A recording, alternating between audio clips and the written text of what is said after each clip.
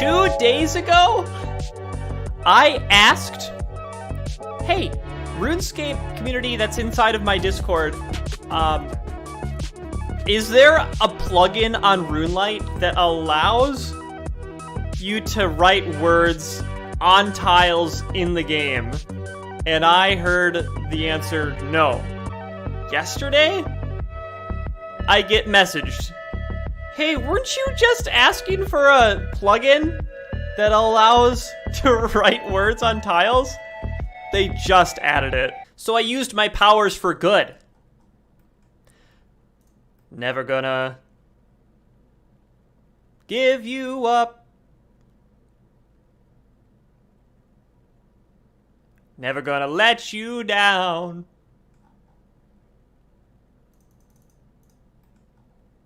Never gonna run around and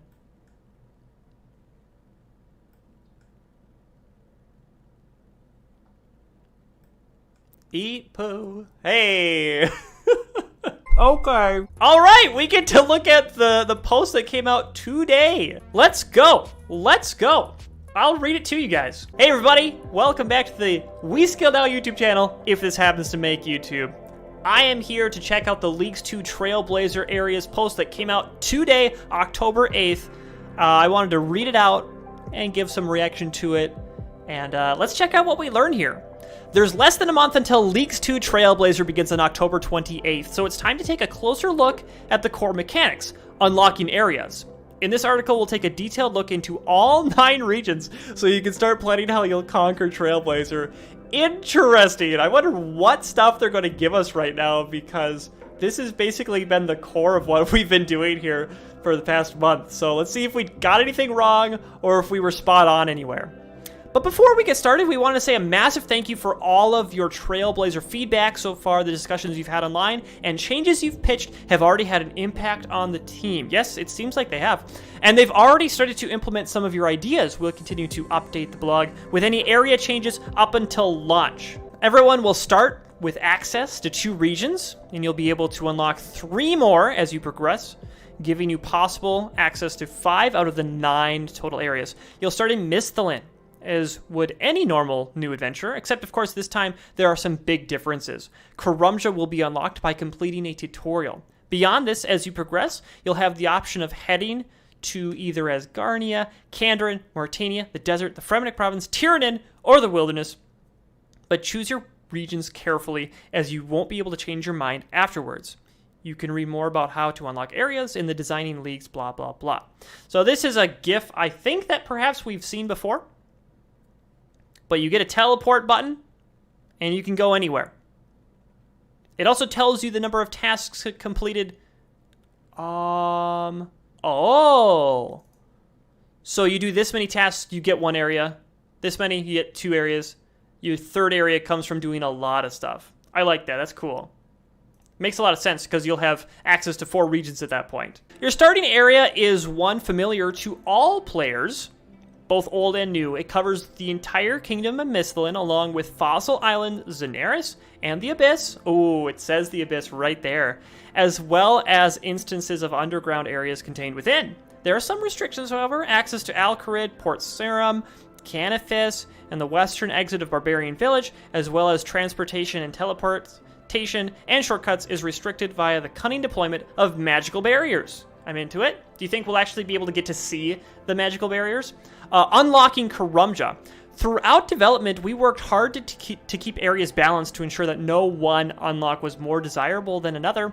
An example of such balancing is Karumja. Early on, the only real rewards it offers were a way to obtain a fire cape, an infernal cape, and perhaps obsidian armor. And while the former 2 are prestigious items, players would almost certainly have been drawn to other items elsewhere that offered more useful PVM drops, something that would prove advantageous in the longer term. We didn't want to artificially inflate the number of points available in Karumja, because that would have the counter effect, making it super desirable for easily obtaining points. Ultimately, the solution was to unlock it for free during the tutorial. We chose this course of action because it resulted in an early lesson in area unlocks for the player. The race to the first fire infernal caves will be entertaining to watch, and it'll be fascinating to see which combination of other areas relics get players to these goals the fastest. Karumja also solves the player-owned house issue by giving access to a player-owned house portal from the off. Oh, interesting. I was actually very intrigued at how they were going to solve that problem, but they just gave us Karumja to do it. Wow. So you're going to have to really come up with a way to train your construction, I guess?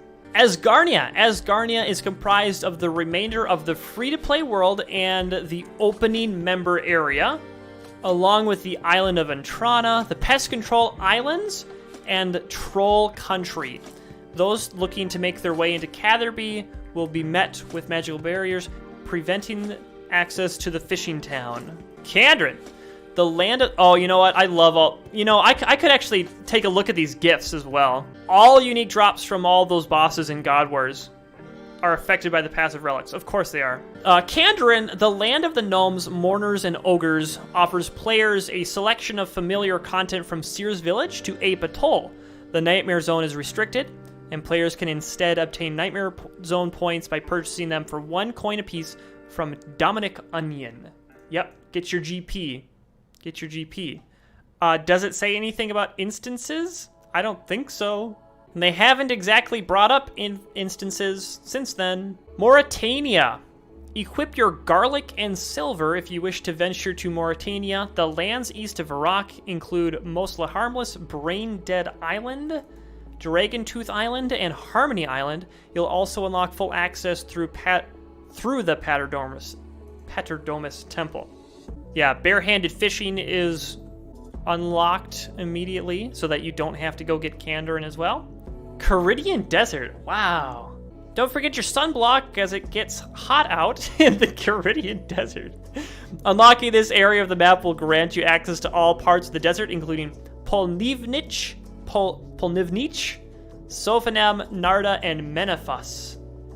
Those looking to pass through Alcarid's gates must have unlocked this region first. So the Pharaoh Scepter is affected. Good call. Also, the Dragon Chain Body is affected by passive drops. The Fremennik Provinces. The Fremennik Provinces area include Lunar Island and Weiss.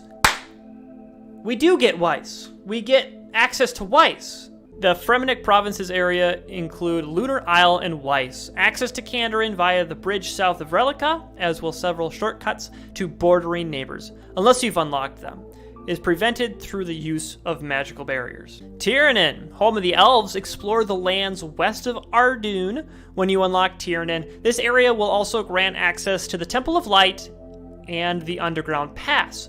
Instances of areas in Tiranin and underground spaces with an entrance in Tiranin will also be included. A rabbit, Gauntlet Zulrah, Slayer Dungeon, yup. Sacred eel fishing. I unfortunately had a conversation the other day that kind of made me realize, I don't know if Tiranin's so good. I don't know if Tiranin's that good. Wilderness. The wilderness is included in its entirety, although Last Man Standing will not be accessible. You'll be able to face off against Chaos Elementals, King Black Dragons, the Corp Beast, and gain entry to Mage Arena 1 and 2. I didn't not read the whole corporeal word because I didn't know how to pronounce it. I didn't read it just because that's how people usually say it. Okay, I can say it. Corporeal. Crossing the wilderness ditch or activating the lever at the deserted keep will require access to whichever area is on the other side of it. Deaths will behave differently in the wilderness when competing in the league. PvP deaths will be treated like PvM deaths, with your lost items moving to the gravestone and the gravestone moving to your respawn location. PvM deaths are unaffected. We're going to share even more information over the next few weeks. Make sure to stay tuned across all our social channels, our streams, and in-game. Very good. Okay. I don't think I learned anything about that, but it is really cool to see all of the gifts. Does anyone agree with that? PvP is gone? This was already gone. This was already announced before. Great YouTube content, man. Hey, thanks and welcome, and thank you for following. people will still PvP just to grief, right? And that's been the concern the entire time. Griefing is easy when everyone is an Iron Man, just hit their monsters once, yes. Yes, griefing's available in the whole land, not just the wilderness. So that's how they release the quest autocompletes. And I'm glad that I currently have the dock commentable, because we'll be able to fill out the auto quests section for sure. I'm really hoping to have the flexibility and freedom to be live like an hour before it starts, so that we can talk, so that we can see the relics and tasks half hour before, and so we can get so we can just get trucking, you know?